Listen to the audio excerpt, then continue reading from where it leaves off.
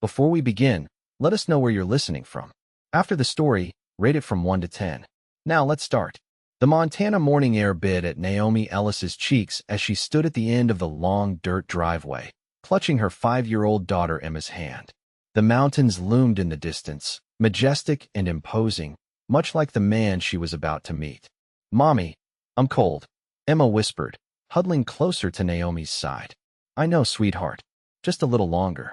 Naomi adjusted her worn knit hat and squinted down the driveway. The classified ad had been brief. Cook needed. Room and board provided. No socializing. Inquire at Yardley Ranch. The pay wasn't great, but it included housing, something Naomi desperately needed after her landlord had sold their apartment building with only 30 days' notice. A cloud of dust appeared in the distance, and soon a battered pickup truck rumbled toward them.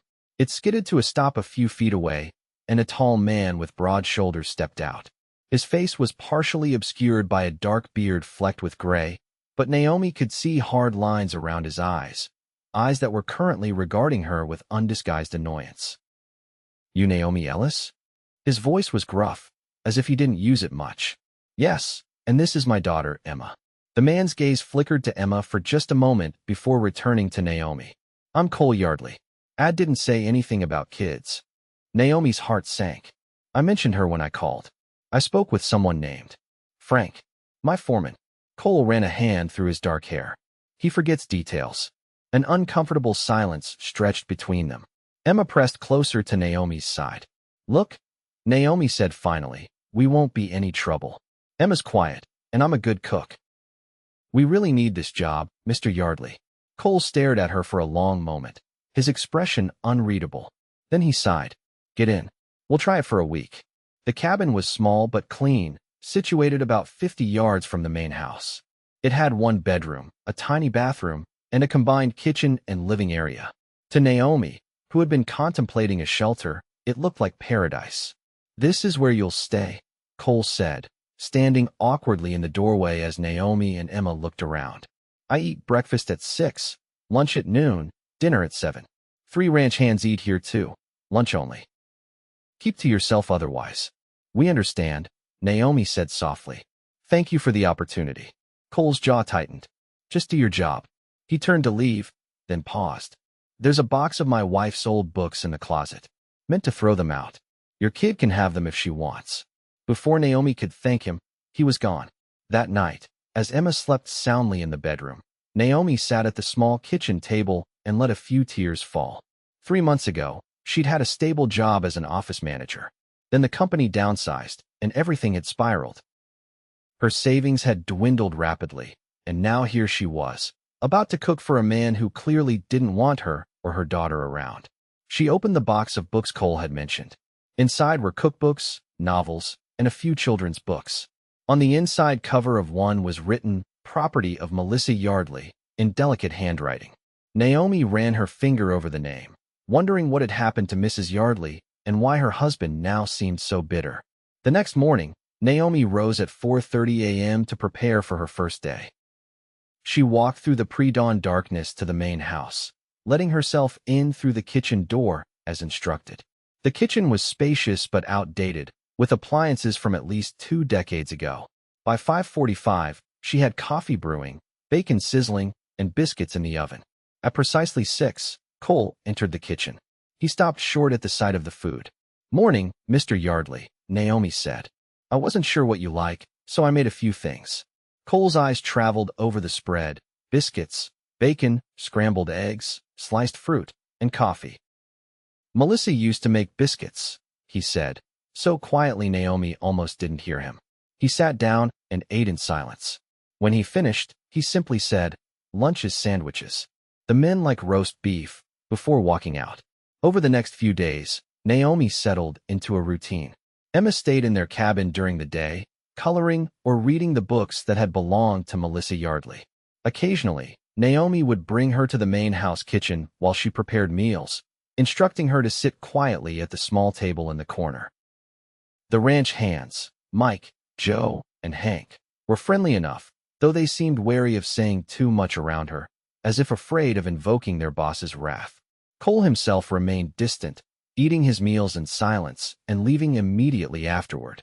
On her 5th day, as Naomi was preparing lunch, Emma wandered into the kitchen from the main house where she'd been exploring. "Mommy, there's a piano in the other room. Can I play it?" Before Naomi could answer, Cole's voice came from the doorway. "No." His tone was sharp, his expression thunderous. "That room is off limits." Emma's lower lip trembled, and Naomi felt a surge of protectiveness. "She didn't know, Mr. Yardley. She's just a child. This isn't a playground," Cole snapped. "Keep her out of the house, except for the kitchen." As he turned to leave, Emma blurted out, "I'm sorry, mister. I just love piano. My daddy used to play for me before he went to heaven." Cole froze. For a moment, he stood perfectly still, then left without another word. That evening, after dinner, there was a knock at the cabin door. Naomi opened it to find Cole standing there, his expression less severe than usual. "The piano was my wife's," he said without preamble. "She died 3 years ago. Cancer." Naomi's heart ached for him. "I'm sorry for your loss. Your husband? Car accident. 2 years ago." Cole nodded, and for a brief moment, a flicker of understanding passed between them. "If your girl wants piano lessons, Mrs. Patterson in town teaches. She's good." Then, as if embarrassed by his momentary softening, he added gruffly, "Lunch was decent today," before walking away into the darkness. The weeks passed, and slowly, almost imperceptibly, things began to change. Cole started lingering a bit longer after meals, occasionally commenting on the food. One day, he brought home a children's book from town, awkwardly handing it to Emma before quickly retreating. Naomi noticed him watching from the porch as Emma played in the yard, his expression inscrutable. One rainy afternoon, as Naomi was preparing dinner, Cole came into the kitchen earlier than usual, shaking water from his coat. "Storm's getting worse," he said. "Power might go out." As if on cue, the lights flickered, then died. Naomi sighed. "I'll find some candles. Got a generator. Need to check on it." Cole headed for the door, but stopped. "Your girl okay by herself?" "She's afraid of storms," Naomi admitted. "I should probably go check on her." Cole hesitated, then said, "Bring her here." No sense in her being scared alone in the cabin. Surprised, Naomi nodded. "Thank you." By the time she returned with Emma, Cole had lit several lanterns and started a fire in the living room fireplace. Emma, clutching her favorite book from Melissa's collection, eyed the flames with fascination. "Can I sit by the fire, Mommy? As long as you're careful." Emma settled on the hearth rug, opening her book in the firelight. Cole watched her for a moment, then disappeared into the kitchen, returning with 3 mugs. "Hot chocolate," he said, handing one to Naomi, "and one with extra marshmallows for the kid." Emma's eyes widened with delight. "Thank you, Mr. Cole." "Just Cole is fine," he said, the corner of his mouth lifting slightly. They sat in comfortable silence, listening to the rain pounding on the roof and the crackling of the fire. After a while, Emma's eyelids grew heavy, and she curled up on the rug, her book clutched to her chest. "I should take her back to the cabin," Naomi said, rising. Cole shook his head. "Storm's too bad. Stay here tonight. Plenty of room." "Are you sure?" "Wouldn't offer if I wasn't." Naomi carried her sleeping daughter upstairs to one of the guest rooms. When she returned downstairs, Cole was standing by the window, watching the storm. "Thank you," she said quietly. "Not just for tonight, but for giving us a chance. I know we weren't what you were expecting." Cole turned to face her, his expression softer than she'd ever seen it. "Melissa always wanted children. We tried for years, but—" He trailed off, looking away. "After she died, I couldn't stand being around families, kids. Reminded me of what we never had." Naomi moved closer, drawn by the raw honesty in his voice. "Is that why you wanted a cook who would keep to themselves?" He nodded. "Figured it would be easier. No attachments." "And now?" Cole looked at her directly, something new in his gaze. "Now I'm not so sure." The next morning, Naomi woke to the smell of coffee and the sound of laughter, Emma's bright giggle and a deeper chuckle that she recognized as Cole's. Surprised, she made her way downstairs to find Cole showing Emma how to flip pancakes, her daughter's face alight with concentration. "Mommy, look. I'm making breakfast." "I see that," Naomi said, smiling at the unexpected scene. Cole glanced up, a slight flush coloring his cheeks. "Hope you don't mind. She was up early, and I thought—" "It's wonderful," Naomi assured him. And it was, seeing her daughter happy, seeing Cole's walls beginning to crumble. After that night, things shifted more noticeably. Cole began joining them for dinner at the main house rather than eating alone. He fixed the swing on the old oak tree for Emma and taught her how to feed the chickens. Sometimes Naomi would catch him watching her with an expression that made her heart beat faster. One evening, after Emma had gone to bed, Naomi sat on the porch of their cabin, enjoying the cool night air. She heard footsteps and looked up to see Cole approaching, 2 glasses in his hands. "Thought you might like some company," he said, offering her a glass of wine. "I would," she replied, making room for him on the step. They sat in companionable silence for a while, sipping their wine and gazing at the stars. "I was angry for a long time," Cole said finally. "At God, at the world, at Melissa for leaving me. Thought I'd always be angry." Naomi listened, understanding all too well the grief he described. "But lately," he continued, his voice softening, "I've been feeling something else. Something I never expected to feel again." He turned to look at her, and Naomi felt her breath catch at the warmth in his eyes. "You and Emma, you've brought something back to this place. Something I thought died with Melissa." "Cole, let me finish," he said gently. "I hired you to cook, to stay out of my way. I never meant to." He faltered, then reached out to touch her cheek. "I never meant to care about you both so much." Naomi leaned into his touch, her heart pounding. "We care about you too, more than I thought possible." Cole's kiss was tentative at first, as if he'd forgotten how, but then deepened with a hunger that took her breath away.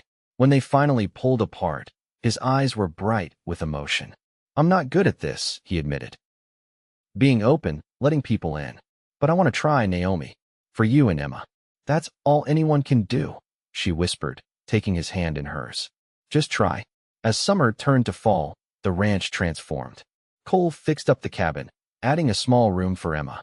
He brought the piano tuner from town and let Emma take lessons in the living room, sometimes sitting quietly to listen. The kitchen in the main house became a place of warmth and laughter rather than silent meals. On a crisp October evening, Cole took Naomi for a walk along the creek that ran through the property. The aspens were golden in the fading light, leaves drifting lazily into the water. "I have something to ask you," he said, suddenly serious. Naomi's heart skipped. "Yes." Cole took both her hands in his. The cabin was always meant to be temporary.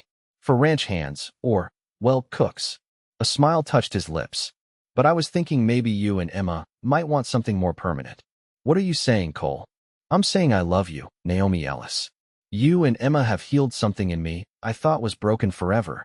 And if you'll have me, I'd like us to be a family." Tears filled Naomi's eyes as she wrapped her arms around his neck. "We already are a family," she whispered. "And yes, we'll have you. Every grumpy, wonderful inch of you."